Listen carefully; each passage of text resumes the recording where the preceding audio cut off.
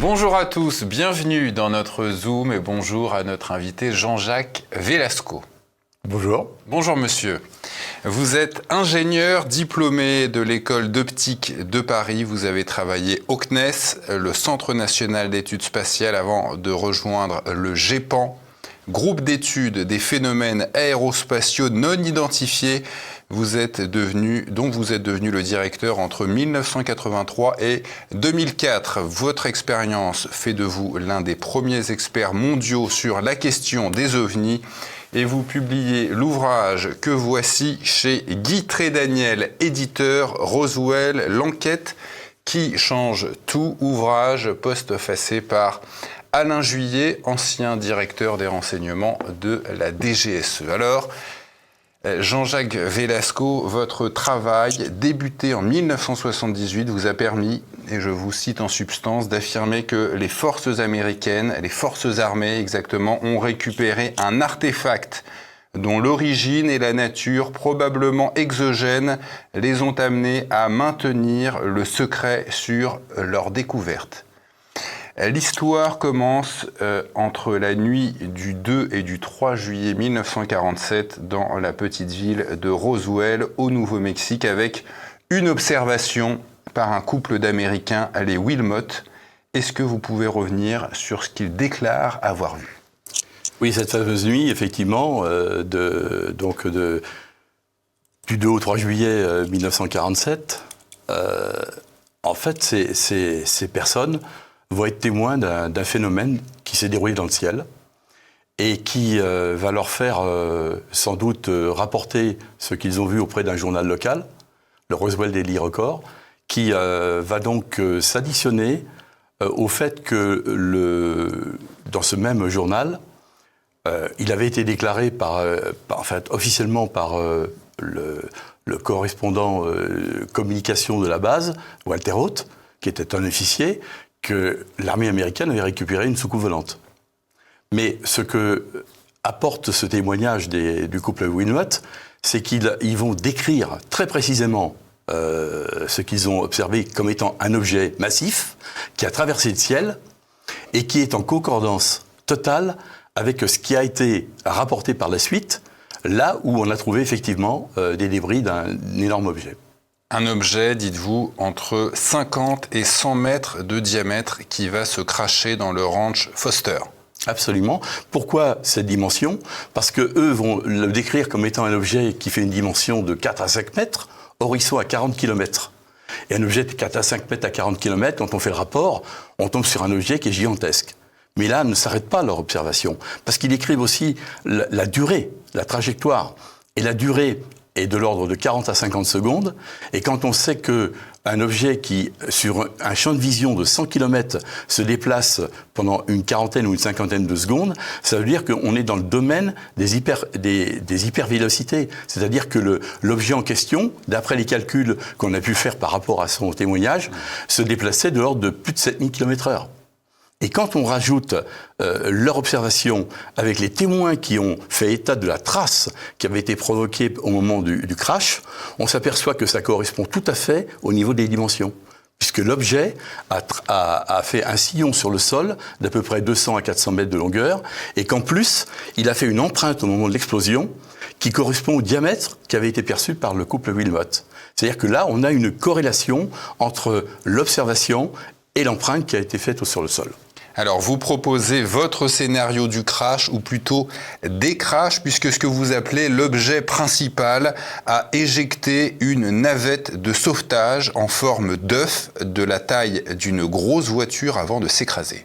Alors, ça c'est tout à fait cohérent, à la fois avec la trajectoire, mais aussi avec les témoignages qui ont été recueillis, puisque il y a sur cette même trajectoire la présence d'un petit objet qui a été récupéré, au cours duquel un groupe d'archéologues, qui passait par hasard, s'est trouvé confronté. Et là, quand ils ont vu cet objet, ils ont été étonnés et ils ont envoyé immédiatement un étudiant pour essayer de téléphoner au shérif de la ville de manière à essayer d'entreprendre un sauvetage de ce qu'ils pensaient être un accident d'avion. Alors, après ces crashs, les forces armées américaines alertées vont venir récupérer des matériaux, des débris et, dites-vous, des corps, 2 ou 3, ainsi qu'un probable survivant. Alors, est-ce qu'on peut commencer par ces corps et ce survivant, excusez-moi, plus d'une dizaine de témoins ont décrit comme d'apparence singulière. Oui, alors exactement 12 témoins qui ont été rapportés par des témoins qui ont constaté soit sur les lieux, comme des militaires qui l'ont constaté, soit par hasard. Un peintre en bâtiment, par exemple, qui se trouvait ce jour-là en train de repeindre une façade, voit arriver devant l'hôpital des soldats qui étaient accompagnés par un petit être qui, en fait, est rentré dans l'hôpital. Et il s'avère qu'un certain nombre d'autres témoins qui sont allés par la suite observer dans un hangar où il y avait à la fois l'objet et des corps qui étaient sur des chariots. En fait, ils ont observé un certain nombre de corps qui ont été décrits comme des êtres qui étaient anthropomorphes, qui étaient de petites dimensions et qui avaient à peu près les mêmes caractéristiques que les humains, sauf qu'ils avaient une tête un peu plus volumineuse. En général, ils avaient des yeux en forme d'amande, d'où un peu l'image qu'on a aujourd'hui de ce qu'on dit les petits extraterrestres, les petits hommes verts, mais qui ressemblait tout à fait à la description qu'en ont fait tous ces témoins. Ils ont vu, ces gens, un petit être pénétrer dans un hôpital avec des soldats. Absolument. Et ça, c'est un témoignage qui a été recueilli et qui est très clair. Mais il vient se rajouter à d'autres témoignages qui sont pas effectivement similaires au niveau du fait d'avoir vu un être vivant qui a pénétré l'hôpital, mais qui ont vu effectivement les corps. Les corps ont même été autopsiés. Il y a eu une pré-autopsie qui a été faite par un docteur, on connaît le nom, et il a parfaitement décrit dans sa description de son autopsie les caractéristiques de ces êtres. Alors, pendant qu'on parle de l'autopsie de ce corps, de ces corps, il y avait dans les années 90 une vidéo qui a circulé dans les médias. Oui, qu'est-ce que vous en pensez de cela ? Alors, j'ai participé en fait à la projection de ce film. Et tout de suite, je me suis posé la question, mais d'ailleurs, le CNES m'avait envoyé en mission pour essayer d'avoir des informations sur cette affaire qui était vraiment exceptionnelle, puisque là, on indiquait que, en fait, on avait un extraterrestre qui était autopsié. La réalité est tout autre. La réalité, c'est que le corps qui a été autopsié ne correspondait pas du tout à ce qui a été observé à Roswell. Pourquoi ? Parce qu'à Roswell, les gens qui ont décrit les corps, et il y en a beaucoup, hein, des observateurs qui l'ont fait, ont décrit que ces corps possédaient une main avec 4 doigts. Or, dans le film en question, il y a 6 doigts. Alors, est-ce que ça pose la question de Roswell ? Oui, ça pose la question de Roswell, parce que le film était indiqué Roswell en dessous. Mais c'est certainement un montage qui a été fait. Donc c'est un faux, alors ? Non, c'est pas forcément un faux. Il y a des tas de gens qui ont émis des hypothèses sur un faux en disant oui, c'est une momie en plastique qu'on a autopsiée. Mais c'est pas vrai du tout. Vous avez par exemple des médecins qui se sont penchés sur cette affaire et qui ont dit qu'on avait affaire à un corps qui était autopsié. En particulier, un médecin qui s'appelle le Dr Brown, qui avait été invité d'ailleurs par un journaliste qui s'appelait Jacques Pradel, et qui avait décrit l'autopsie comme étant une autopsie tout à fait réelle. Les instruments correspondaient aux instruments de l'époque. La seule différence, c'est que la question que je me pose, c'est est-ce que ce film n'est pas celui d'une autre autopsie d'une autre autopsie qui a été faite, qui n'a rien à voir avec Roswell. Ça, c'est ma conclusion. Maintenant, il est possible qu'il y ait eu d'autres affaires similaires. Mais comme on est dans un climat aussi, je dirais, de désinformation, et là, c'est clairement un climat de désinformation active qui fait que on amplifie en fait quelque chose de manière à discréditer la réalité d'une chose. Comme on va dans le sens inverse quand on dit que, par exemple, Roswell, c'est des ballons météorologiques. C'est exactement la même chose. En fait, il y a beaucoup d'éléments qui permettent d'accréditer quand même l'existence de ces petits êtres qui accompagnaient le crash de cet ovni. Alors, concernant maintenant les objets et les débris qui ont été retrouvés sur le lieu des crashs, on va peut-être pas pouvoir parler de tout, mais en tout cas vous parler du matériel, une coque en nitinol, un mélange de nickel et de titane, et puis expliquez-nous ce que c'est, et puis aussi on va parler du système de propulsion de cet engin. Absolument. Alors, Pour en revenir au fait au débris, les gens ont été confrontés à quelque chose d'assez extraordinaire. Quand ils avaient entre les mains ces matériaux, ils avaient des caractéristiques mécaniques tout à fait étonnantes. En particulier le fait que quand on les pliait, ils revenaient dans leur forme initiale. Les feuilles très minces, qui ressemblaient un peu du papier d'aluminium qu'on utilise dans la cuisine, vous les froissiez, et à ce moment-là, elles redevenaient spéculaires. C'est-à-dire qu'elles ne présentaient aucun signe. Le témoin principal, le fameux Mac Brazel, qui était donc le fermier qui a récupéré dans son champ tous ces débris, il expliquait qu'il en avait pris un morceau, qu'il mettait dans son pick-up, et avec un fusil, il tirait pour le montrer à ses amis ce qui se passait. Et en fait, quand l'objet était percuté par la balle, l'objet n'avait aucune trace. Donc, c'était un métal qui avait des caractéristiques tout à fait étonnantes. Il s'avère que ces matériaux ont été ensuite exploités au niveau d'une analyse. C'est ce qu'on appelle la rétro-ingénierie. Et donc le colonel Corso, qui a écrit un livre sur cet ouvrage, a été un de ceux qui a indiqué, puisqu'il avait travaillé sur le sujet, qu'on a utilisé ces métaux dans le cadre de nos activités actuelles, par exemple en aéronautique. Le tungstène, surtout le titane. Le titane qui est un métal qu'on savait être parmi les métaux qui existaient, mais qu'on n'avait pas encore exploité sur le plan industriel. Or, il s'avère qu'avec le développement des instruments, on a pu répartir tout à fait entre le titane et le nickel, la proportion des deux métaux. Et on a réussi à reproduire certaines caractéristiques de ce fameux métal qu'on appelle le nitinol. Et figurez-vous que, comme beaucoup de gens, j'ai été opéré au niveau de mon cœur. On m'a posé un stent. Et j'ai posé la question au chirurgien en lui demandant, mais vous savez en quoi c'est fait le stent? Il me dit un nitinol.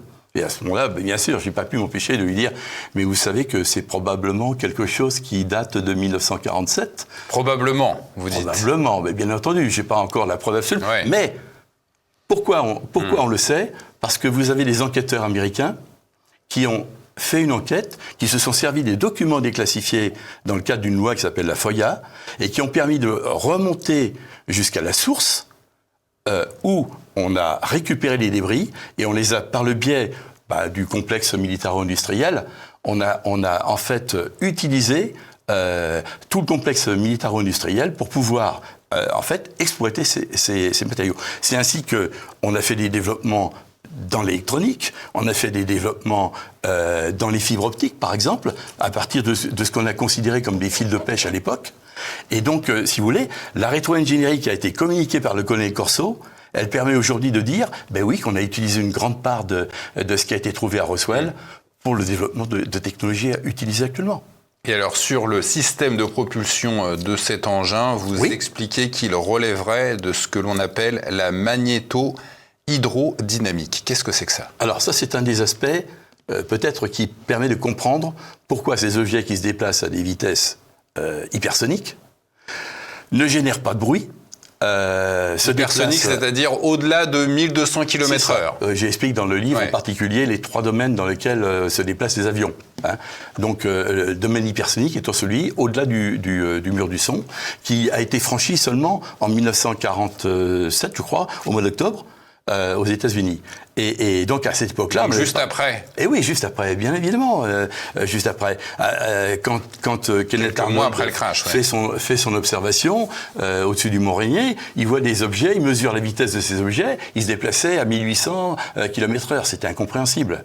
Donc là, alors pourquoi la magnéto-hydrodynamique? Parce qu'on sait aujourd'hui qu'en associant des champs électriques et magnétiques très puissants, selon les lois de la physique de la place, en fait, on crée un espèce de vide autour de l'objet. Et ça lui permet de se déplacer.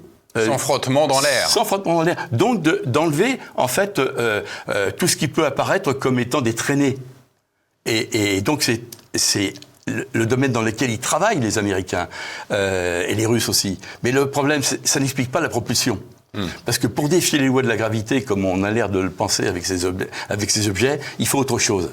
Et je pense qu'on n'a pas encore trouvé ni l'énergie, ni le système de propulsion.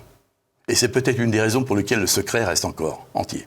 Alors, Jean-Jacques Velasco, est-ce que vous pouvez expliquer les causes de ce crash et surtout pourquoi à cet endroit précis aux États-Unis? Alors, Roswell, c'est pas n'importe quel endroit. Roswell, ça fait partie d'un triangle, ce que j'appelle le triangle d'or, autour duquel on a tout ce qui concerne en fait le domaine de la stratégie du nucléaire et des vecteurs qui vont avec. Vous avez dans un périmètre d'à peu près 200 km Los Alamos, là où la bombe atomique a été développée. Vous avez les bases de Kirtland, de Santia qui sont à Albuquerque. Et vous avez Whitesand, dans lequel Van Braun effectuait les lancements de V2, qui étaient récupérés dans le cadre des opérations de récupération des V2. De la Seconde Guerre mondiale, oui, ces missiles. Exactement.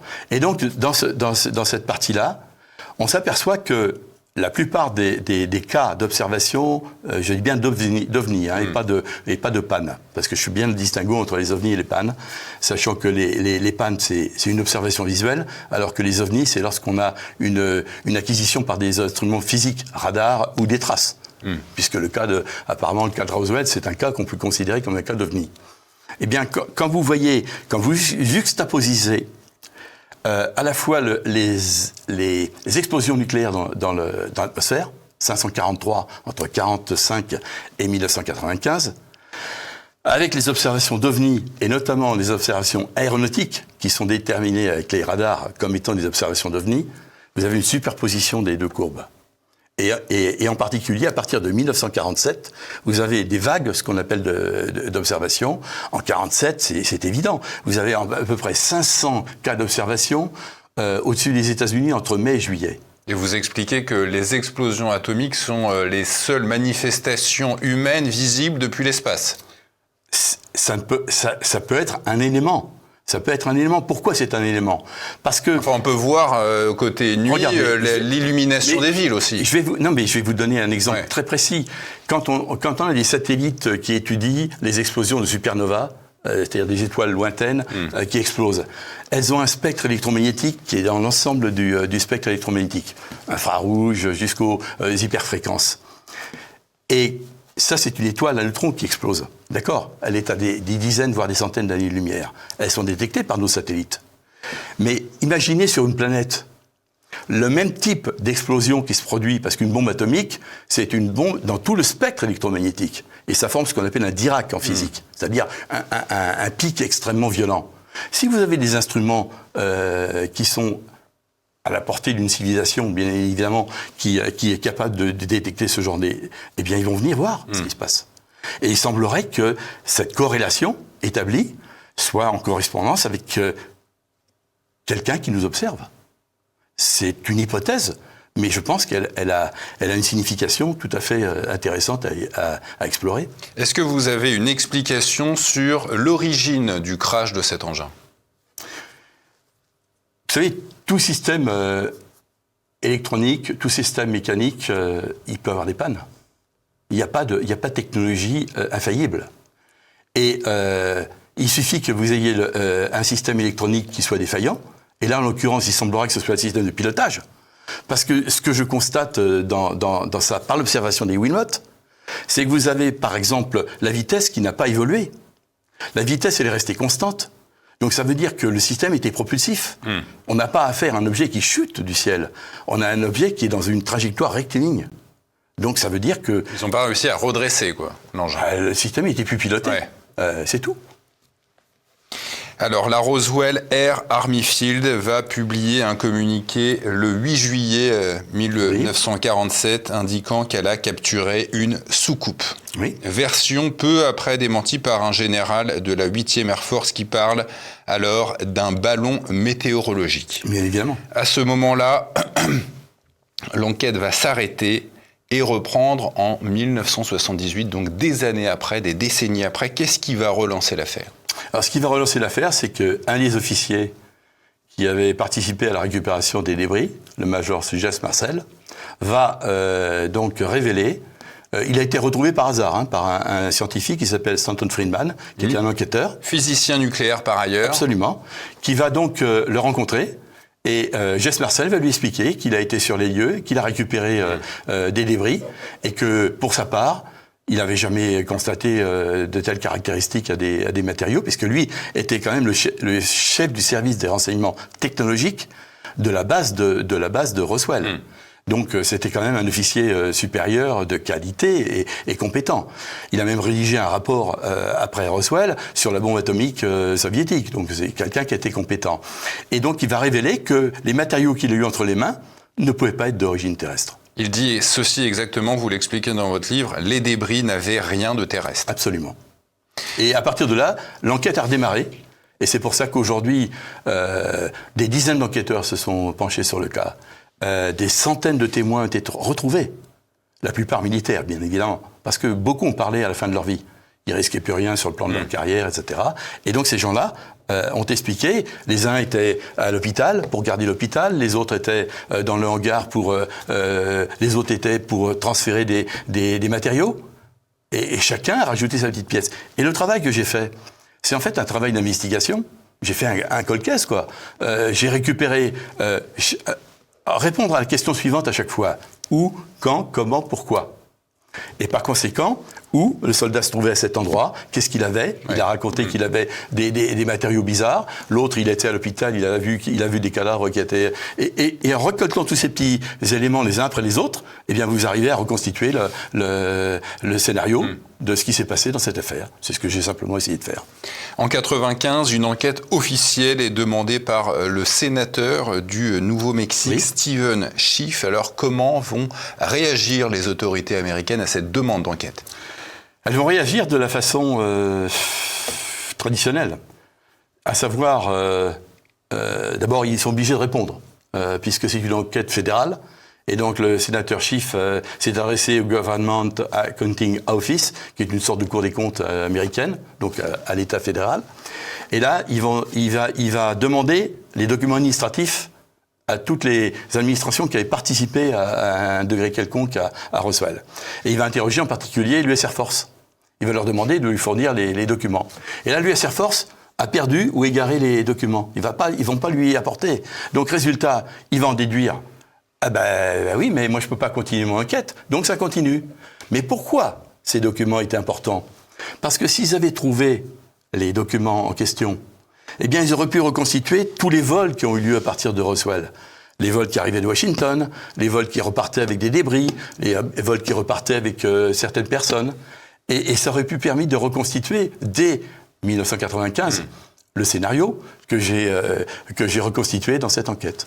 En 1997 ensuite, vous le citiez tout à l'heure, c'est un ancien officier de l'armée de terre, le lieutenant-colonel Philippe Corso. Lui, il affirme avoir été le témoin du transfert secret entre Roswell et Washington d'un corps dans une sorte, dit-il, de bocal hermétique. Oui, tout à fait.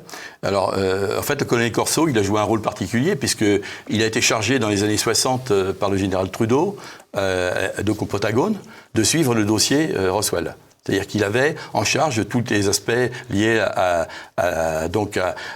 aux matériaux, au corps, etc.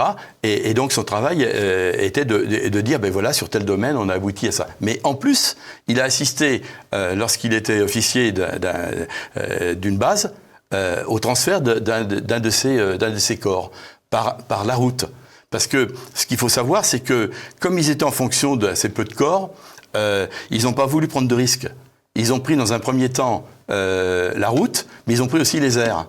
Et il semblerait que le mercredi 9 juillet, un vol spécial est passé par le Fort Worth, où il présentait justement les ballons à la place des corps, et que ce vol ait eu lieu en direction de Washington. Et là, à Washington, il y a des médecins qui attendaient pour faire l'autopsie. Et on sait exactement le nom du médecin, il s'appelle Dr. Johnson, et les corps ont été autopsiés à l'hôpital Walter Reed de Washington. Vous voyez, on a beaucoup d'éléments.